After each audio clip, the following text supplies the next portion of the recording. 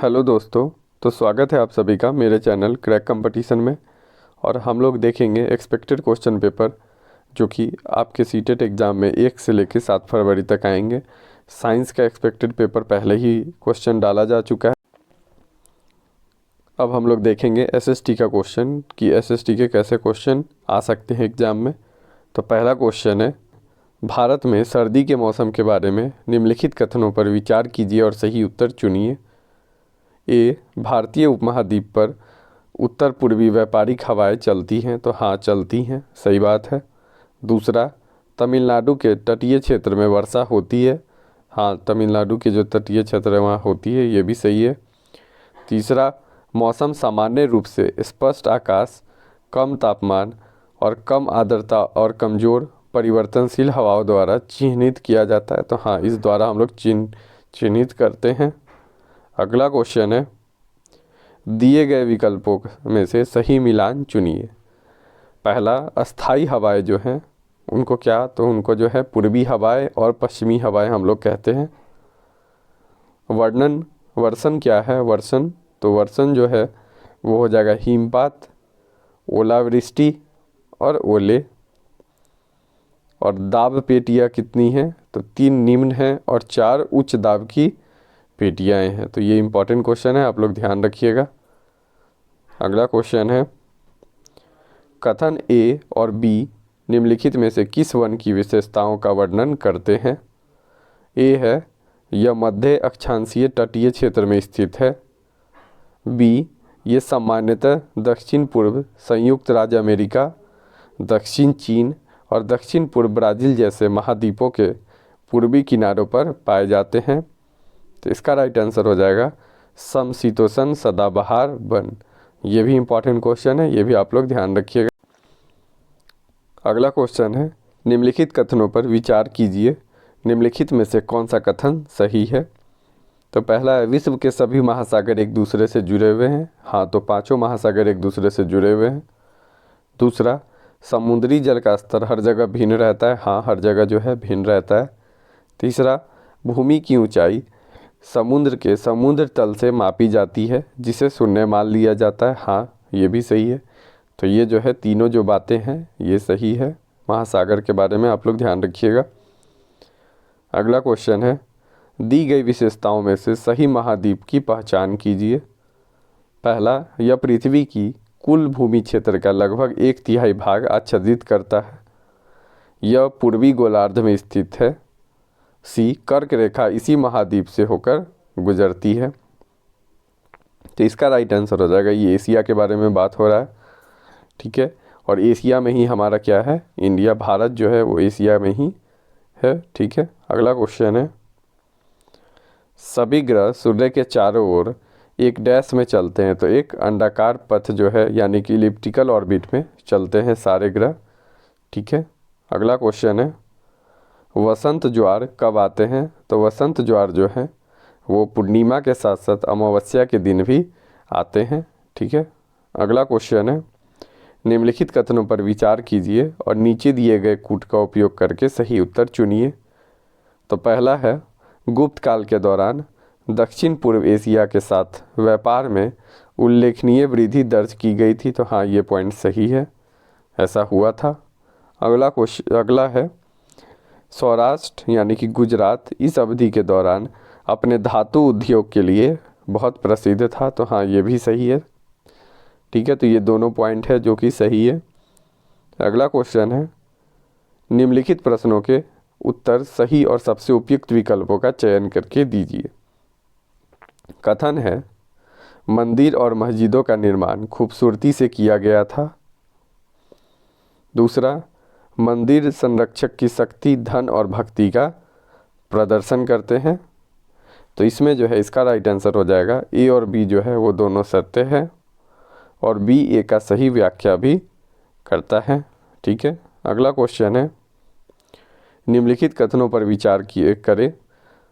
तो इसका कौन कौन सा सही उत्तर होगा? तो पहला, हेनसांग ने CU की या the records of western world लिखा है। ये दोनों आप लोग ध्यान रखिएगा, ये दोनों हेनसांग की बुक है जो कि क्वेश्चन डायरेक्ट आती है कि CU की किसने लिखा। दूसरा, अल बिरूनी ने तहकीक हिंद लिखा था। तो ये भी इम्पोर्टेंट है, ये दोनों डायरेक्ट आता है, तो ये क्वेश्चन इम्पोर्टेंट है आप लोग के लिए। अगला क्वेश्चन है, मध्ययुगीन काल में निर्माण पर कथन ABC पर विचार कीजिए और सही उत्तर दीजिए। तो 7वीं और 10वीं शताब्दी के बीच वास्तुकारों ने इमारतों में अधिक कमरे, दरवाजे और खिड़कियां जोड़ना शुरू कर दिया था।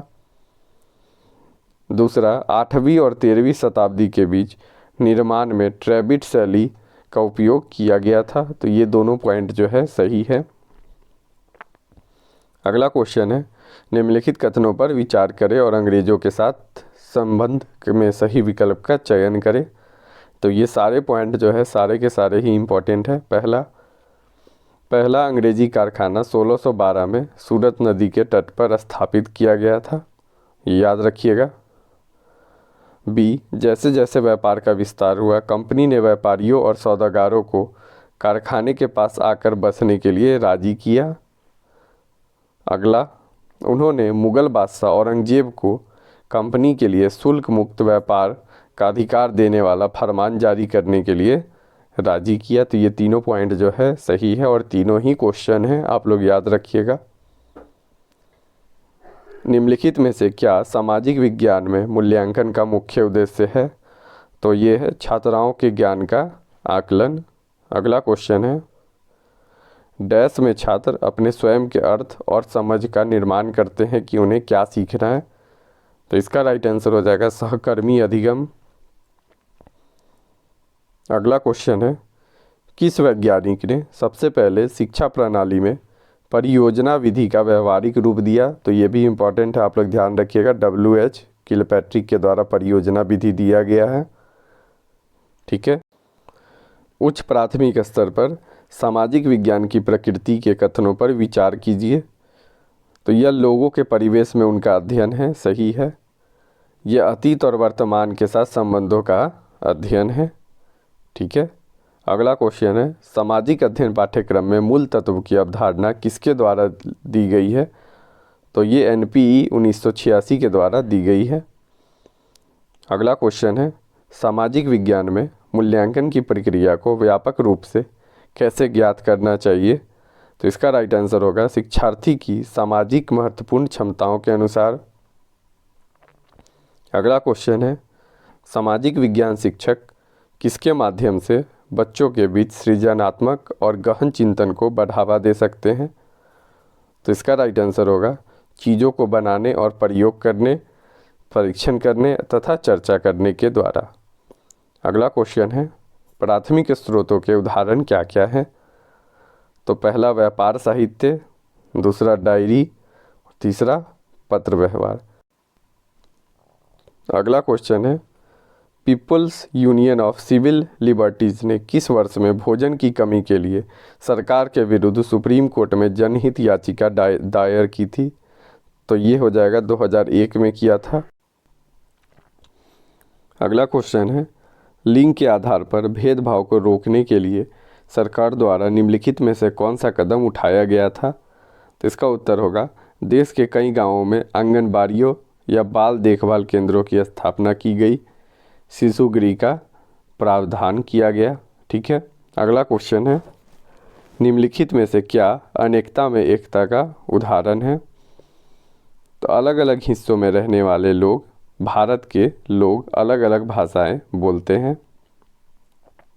दूसरा, सभी भारतीय भारत को अपनी मातृभूमि के रूप में होने का सम्मान, राष्ट्रीय गौरव साझा करते हैं, ठीक है। अगला क्वेश्चन है, किस प्रकार का TLM अवधारणाओं की व्याख्या करने वाली छवि या चित्र के रूप में होता है? तो इसका राइट आंसर होगा गैर प्रक्षेपित दो आयामी, इसका राइट आंसर हो जाएगा, ठीक है। तो ये सारे क्वेश्चन जो हैं आपके SST के थे, जो कि आपके एग्ज़ाम में आ सकते हैं 1 फरवरी से लेकर 7 फरवरी तक। और अगर आप लोग को ये वीडियो अच्छा लग रहा है तो इस वीडियो को लाइक करें और इस चैनल को सब्सक्राइब करें। अब हम लोग देखेंगे CDP के कुछ क्वेश्चन कि कौन कौन से क्वेश्चन हैं जो कि आ सकते हैं परीक्षाओं में। तो पहला है, लड़कियों को भाषाओं और कलाओं को अपनाने के लिए प्रोत्साहित करना और गणित और विज्ञान को अपनाने के लिए उन्हें हतोत्साहित करना किसका एक उदाहरण है? तो ये एक लैंगिक भेदभाव का उदाहरण है। अगला क्वेश्चन है, पियाजे के अनुसार बच्चा मूल रूप से जन्मजात सजगता जैसे कि देखने के माध्यम से पर्यावरण को समझता है, यह किस अवस्था के अधीन है? तो ये संवेदी गामक अवस्था के अधीन है, यानी कि सेंसरी मोटर स्टेज, जो कि 0 से लेकर 2 वर्ष के बीच होती है। ठीक है। अगला क्वेश्चन है, कथन शिक्षकों को बच्चों का आकलन करने के लिए विभिन्न प्रकार की आकलन तकनीक और विधियों का प्रयोग करना चाहिए। हाँ, ये ज़रूरी है, करना चाहिए। कारण कोई भी एक आकलन तकनीक बच्चे की प्रगति और विकास के क्षेत्रों के बारे में जानकारी प्रदान करने में सक्षम नहीं है। यह भी बात सही है कि कोई एक आकलन तकनीक के द्वारा बच्चे का सर्वांगीण आकलन हम लोग नहीं कर सकते हैं। ठीक है। इसका मतलब है कि इसका जो आंसर है ए और आर दोनों सत्य है, और आर जो है वो एक ही सही व्याख्या भी करता है। अगला क्वेश्चन है, वाइगोत्स्की सिद्धांत में विकास के किस पहलू को उपेक्षित किया गया है? तो ये भाषा विचार को प्रभावित करती है, इस बारे में ये बोला गया है। और वाइगोत्स्की के बारे में याद रखिएगा, इस सोसाइटी, कल्चर और लैंग्वेज के बारे में बात किए हैं। ठीक है।